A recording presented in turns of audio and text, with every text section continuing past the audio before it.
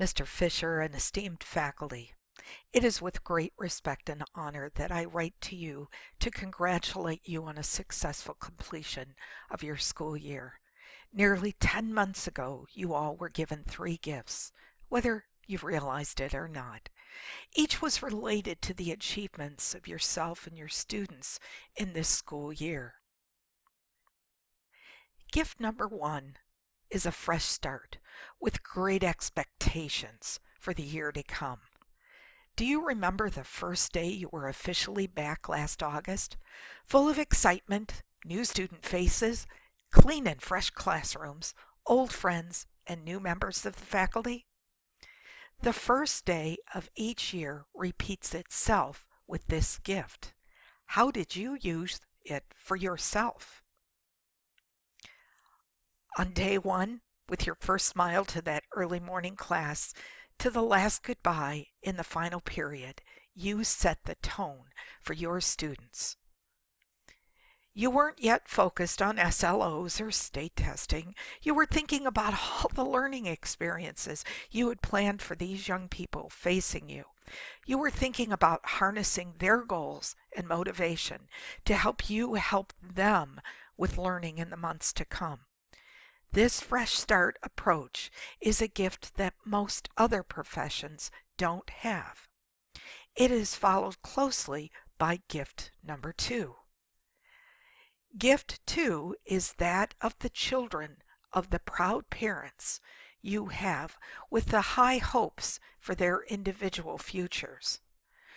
No matter the current status of the child, parents anticipate that you will be the teacher that cares for and respects the potential of their youngster.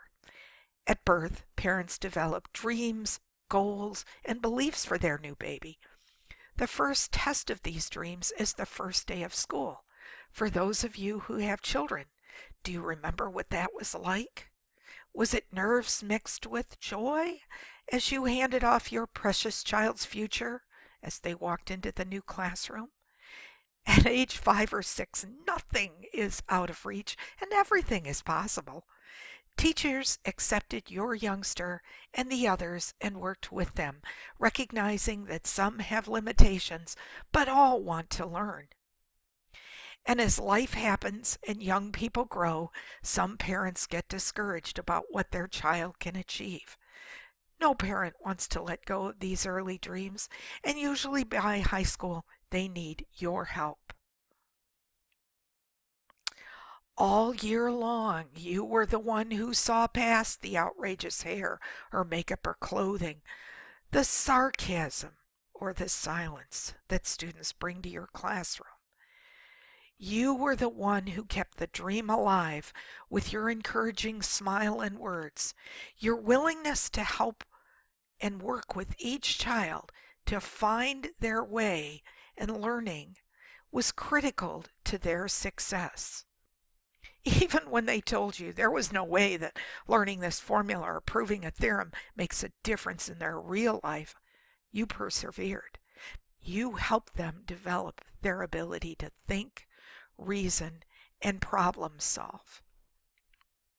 Your gift to them is also confidence in their ability and support for their self-efficacy. With all the rapid and dramatic changes in our world, you have given them the ability to focus and be persistent in their pursuit of a satisfying life and fulfilling their own as well as their parents' dreams. Well, as a new high school teacher over 30 years ago, I entered my first building with a belief that I could help young people be successful in school and beyond. My urban location was 99% minority with 100% on free lunch. My assistant principal gave me a list of 52 names and a classroom with 28 desks. "Don't worry," he said, "you'll never need all these chairs." Well, I immediately asked why, to which he replied, "These kids rarely come to school. They have failed repeatedly and they don't want to learn. They show up if forced, but otherwise you won't see them. At the end of the semester, most will be old enough that we can legally remove them from the roster." Pretty depressing, wouldn't you say? Here are faceless 17-year-olds and younger who expected to fail and to drop out. Being the optimistic and confident new teacher, I thought, just let me at 'em. If they come, they won't want to leave. Well, the short of the story was that 21 students ended up as regular attendees and passing the class. A couple of others dropped out due to trouble with the law, but those who did show up went on to gain credit. The younger students in the group actually were in school the next year. The power of a teacher's efficacy for students and persistence towards excellence in student performance is well documented. I was just a new teacher who wanted to save the world. I and the students were given the gift of a fresh start each year and the opportunity to make the most of it. Well, fast forward several years, and I earned my first appointment as a high school principal. Another urban school in the same city school system with a diverse population and socioeconomic challenges. A young lady came up to me early one day during the first week of school and said, "I know you. We have your picture in our living room." Well, truly, I was surprised, but having features that are quite common, I thought she had mistaken me for someone else. Later that day, we hosted an open house for students and parents, and I gave the welcoming speech in the auditorium before sending them off to visit classrooms. A mother and this young girl approached me. I often forget names, but over the years, I don't forget faces. Here was Tanika, one of my first-year success stories. Imagine my surprise. She reminded me that we took photos at the end of the year, and I gave copies to everyone. She framed that photo, and it was the picture her daughter referenced earlier in the day. I was so excited to see Tanika again, and even more excited to meet her daughter. 4 years later, that remarkable young lady graduated after becoming a school leader, a cheerleader, and an excellent student. Her mother entrusted the teachers with her most precious gift, her daughter. She was not disappointed. LaShonda was fulfilling her parents' and her personal dreams as she reached commencement. Fast forward again just a few more years, and sitting in the chair for her first orthodontist appointment, my daughter and I looked up to be greeted by the dental hygienist, who was none other than LaShonda. She saw me and immediately focused on the child in the chair and said, "Is this baby Katie?" It was now her turn to be the supporting professional and calm the fears of both parent and child. Baby Katie was in the 6th grade and not thrilled to be called that, but used to it. It didn't seem to matter that wherever we went, we would bump into somebody from the high school. Someone would talk about the culture and the expectations for children there, and talk about how well their children were doing. While the city isn't small, you can't go too many places without seeing someone from Woodward High, which brings me to gift number 3. Gift 3 is the gift of a new professional teacher to a school.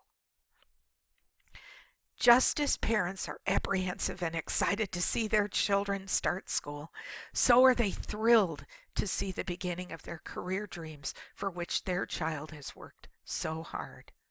One of your new teachers is one of my children, and I want to thank you for all you have done for her and others along the years to mentor them through the challenges and uncharted waters of the first year as a new teacher. As a teacher educator at BGSU for over 10 years now, I see my college students graduate to begin their careers full of hopes and dreams. They become successful professionals because of the support and encouragement of those with whom they work. It is not just the job of the department or the neighboring hallway teachers, but also the cross-curricular support that comes with working as a cohesive school team. Supportive principals and administrative staff make it possible for the new educators and the veterans to be successful in realizing their goals and dreams for the year and ultimately for their careers. When my daughter was in preschool, her teachers and I talked about her natural teaching tendencies. Some would call it bossy, while others would see concern for fairness and learning for all. I never said it, but I always hoped she would take on this role in her chosen profession. I could hardly contain my joy when she announced her choice, after several other majors, that she was going to be a social studies teacher. She came here to Chillicothe, a long distance from home, with our faith in you to help her find her way in this business. She represents all those new teachers that you have sponsored through the years, including those retiring this year.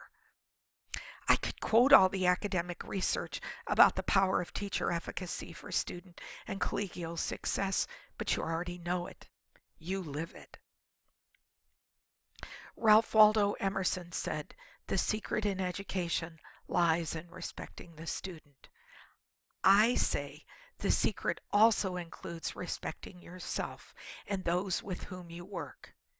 It is a village, after all, filled with parents, students, school and community members, and we each have an important role to play. Take your 3 gifts and use them to fulfill your dreams. Relax, recharge, and come back rejuvenated to another successful year with the children of Chillicothe High School. My best wishes for each of you. Sincerely, DJ Kern-Blystone, proud parent of Katie Kern-Blystone.